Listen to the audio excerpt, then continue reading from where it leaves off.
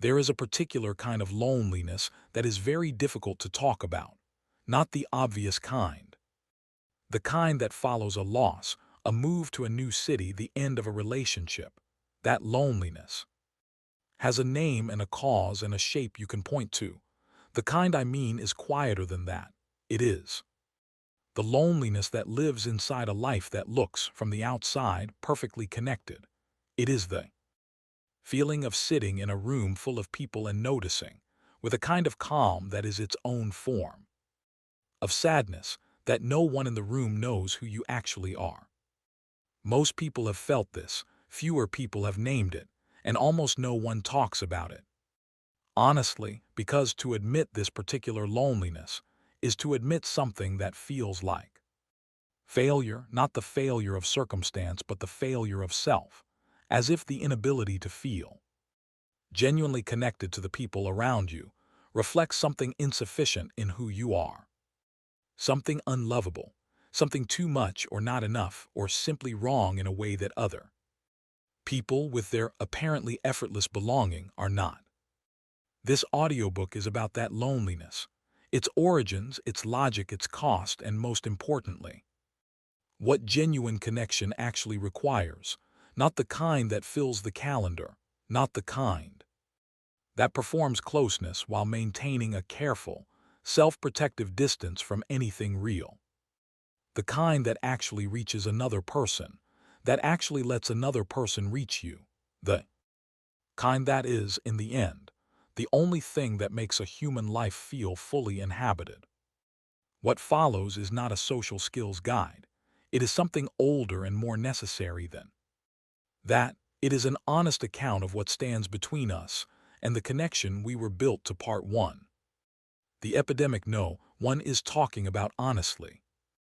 In 2023, the United States Surgeon General issued an advisory declaring loneliness a public health epidemic, not a cultural observation, an official health advisory, the kind reserved for crises that are killing people. The data behind it was not subtle. Approximately half American adults reported measurable loneliness. Social isolation was shown to increase the risk of premature death by roughly 26%, comparable to the health impact of smoking 15 cigarettes a day.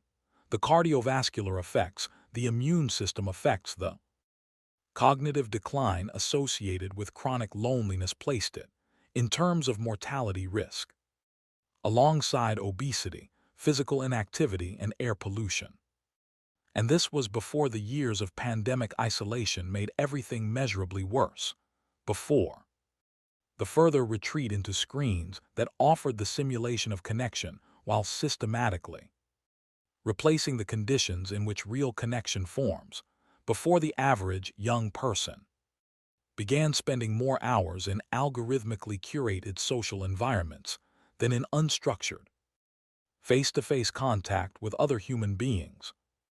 The paradox at the center of this crisis is the thing that makes it so difficult to address. We are, by almost every measurable standard, the most connected generation in human history.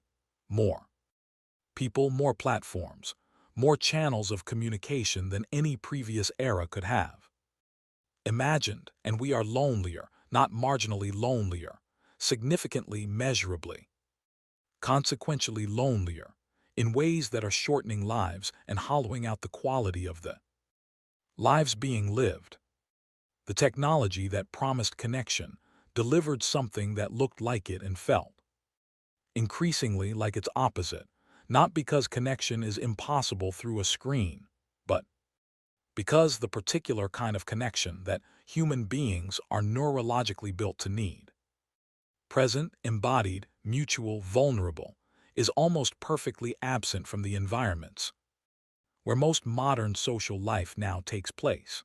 The neuroscientist John Cacioppo, who devoted much of his career to the study of loneliness, described it as a biological signal, not unlike hunger or thirst, a signal that something the organism requires for survival is insufficient. Hunger says you need food, thirst says you need water, loneliness says you need genuine connection, Real, close, mutual human contact, not followers, not engagement metrics, not the warm ambient noise of other people being nearby. The specific, irreplaceable experience of being known by another person and knowing them.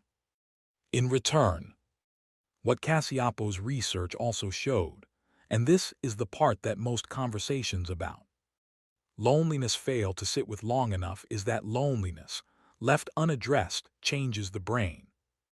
Not metaphorically, structurally, chronically lonely people show heightened threat detection. The nervous system, starved of the safety signal that genuine connection provides, moves into a state of low-level vigilance that becomes, over time, the default mode of perceiving other people. The world begins to look slightly more dangerous. People begin to seem slightly less trustworthy.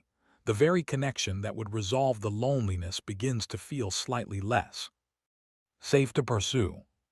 This is the cruelty at the heart of chronic loneliness.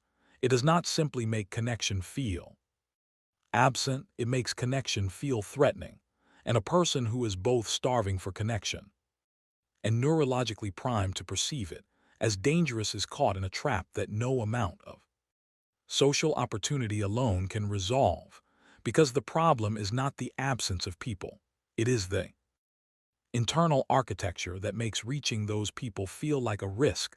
The nervous system is no longer sure it can afford. Part 2. The difference between alone and lonely. Before we can understand what genuine connection requires, we need to make a distinction that our culture consistently blurs: the distinction between solitude and loneliness, between being alone and being lonely. They are not the same thing, they are not even close to the same thing. And conflating them, treating aloneness as inherently a problem to be solved, treating every moment of solitude as evidence of disconnection, is one of the ways we make both worse. Loneliness is not the state of being alone, it is the state of feeling unseen, of carrying something. A grief, a joy, a version of yourself that you have not been able to share with anyone, and having no place to put it, no person whose understanding of you is sufficient to receive what you are carrying and know what to do with it. Loneliness is the gap between the connection you have and the connection you need, and that gap can exist in a full room just as easily as an empty one. Solitude, by contrast, is the chosen, purposeful experience of one's own company, not as exile, not as the failure to find connection, as a mode of being with oneself that has its own particular quality of fullness. The philosopher Paul Tillich wrote that language has created the word loneliness to express the pain of being alone, and the word solitude to express the glory of being alone.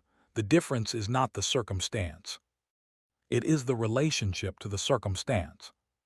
The people who move most freely between connection and aloneness, who can be with others without losing themselves and alone, without losing their sense of being held by the world, are people who have developed what psychologists call a secure internal base, a stable, reliable sense of their own worth that does not require constant external confirmation, a relationship with themselves that is sufficiently good that their own company is not something to be escaped. This matters enormously for the question of connection, because the people most desperate for connection are often, paradoxically, the people least able to sustain it, not because they are unworthy of it, but because when connection is pursued from a place of desperation, from the anxious need to fill a void rather than the secure desire to share a fullness, it tends to collapse under its own weight. It asks too much, it clings, it confuses intensity for intimacy and mistakes the relief of not being alone for the deeper satisfaction of being known. The capacity to be genuinely alone, to sit with yourself without immediately reaching for distraction or company or the simulated connection of a screen, is not a luxury for people who already have enough connection. It is a prerequisite for the kind of connection that actually satisfies, because you cannot bring a full self to another person if you have never learned to inhabit your own self quietly. You cannot be genuinely present with someone else if your own presence to yourself is something you perpetually flee. The work of solitude, then, is not a retreat from connection. It is a preparation for it, the development of the internal resource from which genuine meeting becomes possible. Part 3. Why closeness feels dangerous. To understand why genuine connection is so difficult for so many people, we need to go back further than the present moment, back to the first relationships, the ones that taught us, before we had language for any of it, what closeness means and what it costs and whether it is safe to want it. Attachment theory, developed by the psychiatrist John Bowlby and extended by the developmental psychologist Mary Ainsworth, describes the system through which human infants learn to regulate their emotional experience in relationship to their primary caregivers.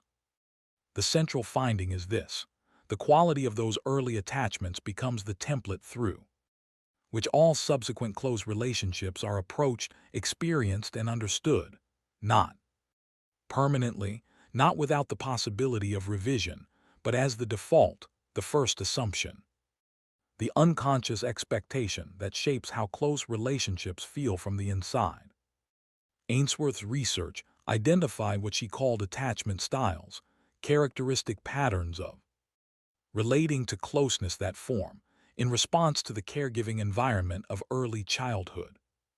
The securely attached person learned, through consistent and responsive caregiving, that closeness is safe, that needing someone does not make you a burden, that expressing vulnerability is met with care rather than withdrawal or punishment, that you can move toward another person when you need them and return to your own autonomy when you are ready, without losing either the connection or yourself. But many people did not learn this. They learned something else, something that made perfect, rational sense in the environment in which it was learned, and that now, decades later, in entirely different relationships, runs as the operating assumption underneath every attempt at closeness. The anxiously attached person learned that closeness was unpredictable, that the caregiver was sometimes present and sometimes not, reliably enough to create attachment but inconsistently enough to make that attachment anxious. The lesson absorbed, not intellectually but neurologically, was that connection requires vigilance, that the threat of abandonment is always near, that the way to maintain closeness is to monitor it constantly, to protest its absence loudly, to never fully settle into its presence because it might dissolve at any moment. In adult relationships, this becomes the pattern of clinging and protest and the exhausting hypervigilance to signs of distance in the people they love. The avoidantly attached person learned something different but equally formative. They learned that their needs were too much, that expressing vulnerability or dependency resulted in withdrawal or irritation, or a caregiving environment that was consistently emotionally unavailable. The lesson absorbed was that the safest strategy is self-sufficiency, that needing people leads to disappointment, that closeness is a risk that costs more than it returns. In adult relationships, this becomes the pattern of distance, the person who is there but not quite there, who resists the deeper levels of intimacy, who feels the pull of connection and, at the moment it becomes real, finds a reason to withdraw. Understanding your attachment pattern is not an exercise in self-pity or blame. Your caregivers were doing what they could with what they had. The patterns you formed were intelligent responses to the specific relational environment you grew up in. They protected you.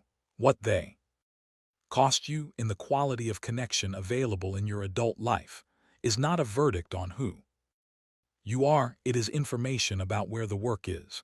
And the work is entirely possible because Attachment patterns formed through relationship can be revised through relationship. The nervous system that learned closeness is dangerous can learn, through accumulated experience, of closeness that is actually safe, that the old lesson no longer applies. Part 4. Vulnerability is not weakness, it is the door. There is a word that sits at the exact center of every conversation about genuine human connection, a word that most people respond to with some mixture of recognition and resistance. Vulnerability, the willingness to be seen, not the curated, managed, strategically disclosed version of yourself, but the actual one, the one with the uncertainty and the fear and the longing and the parts you are not entirely sure are acceptable.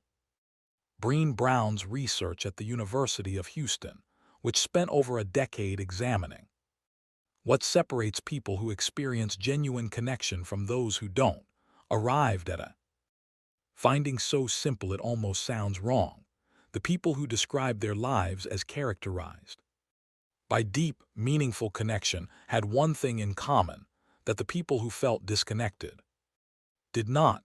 They believed they were worthy of connection, not conditionally, not once they had fixed this flaw or achieved that thing or become the version of themselves they were working toward now as they were, with everything imperfect and uncertain and unfinished. And from that belief, that bedrock sense of their own worthiness, they were able to do the thing that connection requires and that most people spend enormous energy avoiding. They were willing to go first, to say the true thing before they knew how it would be received, to reach before the outcome was guaranteed, to be seen in their actual state rather than their performed one. Vulnerability is not the absence of armor, it is the choice to remove it with someone who has earned the right to see what is underneath, in a context where the risk has been assessed and found worth taking. It is not reckless exposure, it is the deliberate, courageous act of letting someone close enough to matter, knowing that anything that matters also has the power to hurt. The alternative, the careful management of what is shown, the maintenance of a version of yourself that is always slightly edited for palatability, produces a particular kind of loneliness that is in some ways the most painful kind, because you are not alone, you are with people. People who like you, people who might even love the version of you they have been shown. And the loneliness lives precisely there, in the knowledge that what they like, what they love, is not quite you, that the real you is still unmet, still waiting behind the performance for someone to find it. The philosopher Martin Buber wrote about two fundamental modes of human relating: the I-it relationship, in which the other person is encountered as an object, a function, a role, useful, perhaps even pleasant, but fundamentally a means rather than an end, and the I-thou relationship, in which the other person is encountered as a full subject, a genuine other, whose interiority is as real and as complex as your own. In the I-thou encounter, both people are changed by the meeting. Both are more themselves for having been genuinely seen by someone who was genuinely present. Buber believed that these moments of genuine encounter are the closest human beings come to what he called the eternal, that they are not incidental to a meaningful life, they are the substance of it, and that they are available in principle in every interaction, not as constant intensity, not as perpetual depth, but as a quality of presence and openness that can be cultivated, chosen, practiced. The question is not whether you want this kind of connection. Everyone wants it. The question is whether you are willing to pay the particular price it requires, which is the willingness to be known, not eventually, not once things are better, in the imperfect, uncertain, unfinished state you are actually in. Part 5. What genuine connection actually requires. We have been building toward something practical, not a list of conversation tips or networking strategies, something deeper than that, An honest account of what the research, the philosophy, and the lived experience of genuinely connected people consistently shows is required, not to guarantee connection, nothing guarantees it, but to make it possible in a way that it is not when these things are absent. The first thing genuine connection requires is presence, not physical proximity, actual presence, the quality of attention that makes another person feel that they have your full self in the conversation, not the part of you that is here while the rest is elsewhere. This is rarer than it sounds in an age of divided attention and ambient distraction, the phone on the table, the half-formed response composing itself while the other person is still speaking, the mind that is technically in the room but emotionally already somewhere else. Presence, the full, unhurried, genuinely curious presence that communicates to another person that what they are saying matters enough to receive your complete attention, is perhaps the rarest gift one human being can give another in the current world, and it is the foundation on which everything else is built. The second thing genuine connection requires is disclosure, not confession, not oversharing, not the performance of vulnerability that mistakes self-exposure for intimacy. Gradual, appropriate, reciprocal disclosure, the slow process of revealing more of yourself as trust accumulates and is confirmed. The social psychologist Erwin Altman described this as social penetration, the movement from superficial to deeper levels of self-disclosure as relationships develop.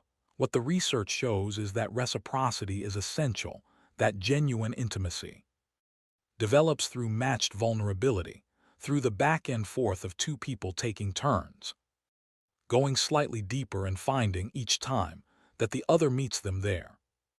The person who never discloses stays safe and stays lonely. The person who discloses everything immediately to anyone who will listen mistakes exposure for connection and wonders why it never satisfies.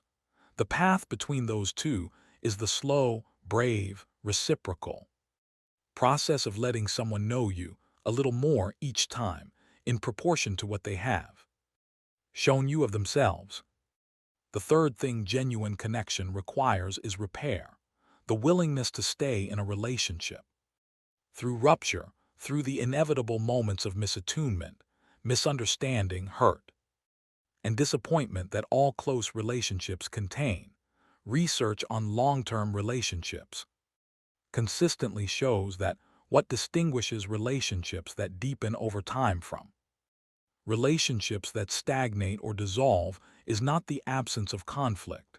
It is the presence of repair, the willingness to return after the rupture, after the distance, after the thing that was said or not said or misread and try again, to say, this relationship matters enough to move through the difficulty rather than away from it.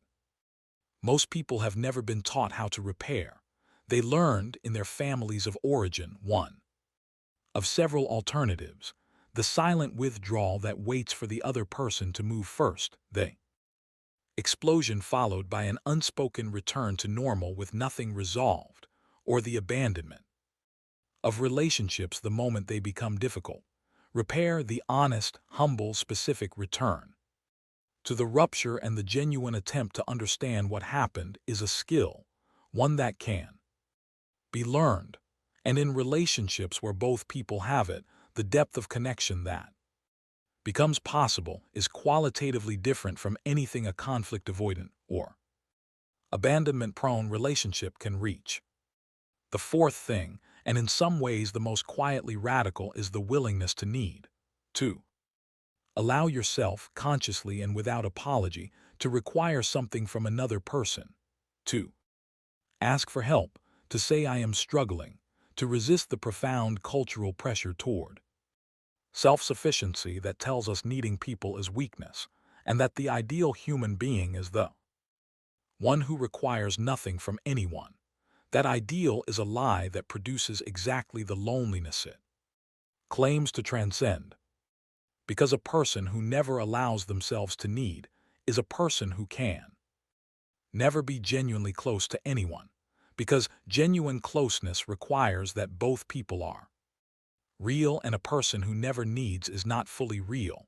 They are a performance of self-sufficiency that keeps the actual human being at a safe, lonely, uncrossable distance from everyone around them. The closing. I want to end with something that I think we do not say enough about what it actually feels like to be genuinely connected to another person, not the early days of it with their particular intensity and electricity, the settled, quiet, daily experience of being known by someone who has seen the imperfect version and chosen to stay. It feels like rest.